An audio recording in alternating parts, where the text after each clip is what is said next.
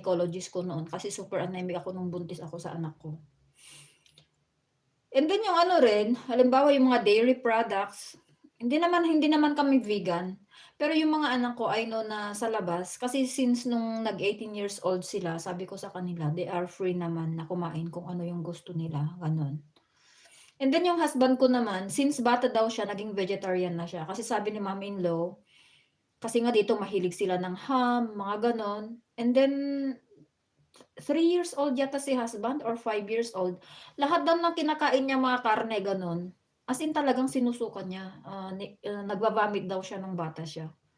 So, tinanggal ni basta nagbibigay daw noon si mom-in-law puro soup na lang gano'n, pero yung karne talagang inaano niya, ayaw ni husband. And then hanggang ano, nag-convert din siya into vegetarian na nung ano na siya, I don't know how old, ilang taon na siya noon. Pero yung fish hindi niya tinanggal noon. Pero nung ano na siya, nung habang nagtatagal, tinanggal na niya yung ano rin fish and, meat mga gano'n. So ayan, nagkatagpo ang dalawang vegetarian. Wen garud Kuya Tony sad nakasara ka kan kabsat igorota nagdaldal ni host nagleeng agmar.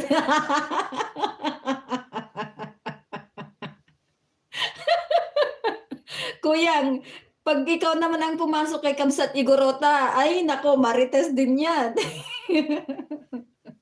So ayan yung ano ko, yung story ko kung bakit ako nag-convert into vegetarian, ayan.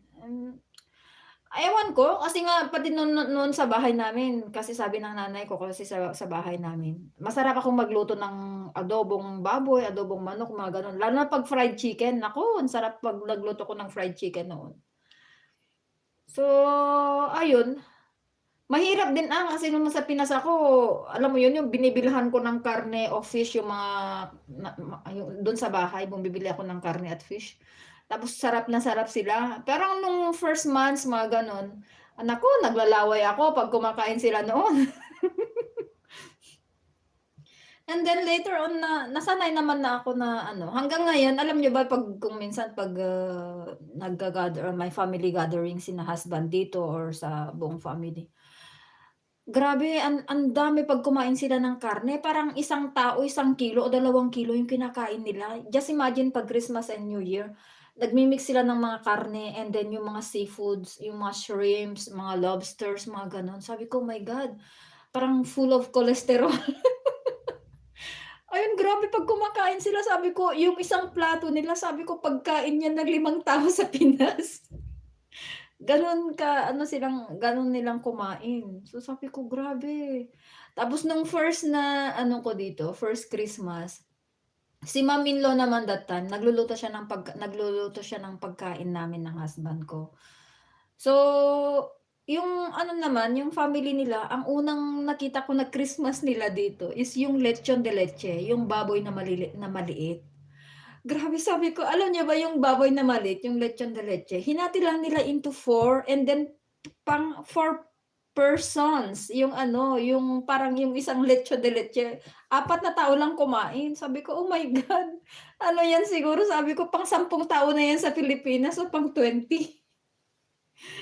Ay naku, madim ka nun. Hangko mo kabsat, I am not sure kasi ano naman niluluto naman nila sa ano, sa oven, mga gano'n.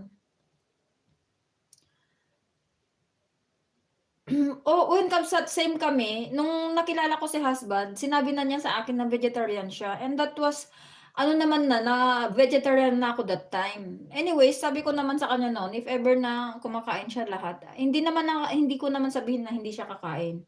Although siguro sabi ko, if just in case na hindi siya vegetarian, 'di kumain siya kung ano yung gusto niya para bang gano'n. Anong oras ka mag-LS Kabsat Igorota? Ayan. Yaw-yaw niyan. Pagkatapos ang Marites ni Oscar. O puwede naman, ano na, malapit na tayong mag-isang oras. Alam mo nami-miss ni Kuyang Tony 'pag nagyayaw-yaw ako Kabsat Igorota kasi nga madalas 'di ba 'pag nag-e-LS ako, silent. So ayan, nami-miss ni Kuyang Tony na nagsasalita ako kasi alam mo naman nasasapawan yung pagkamari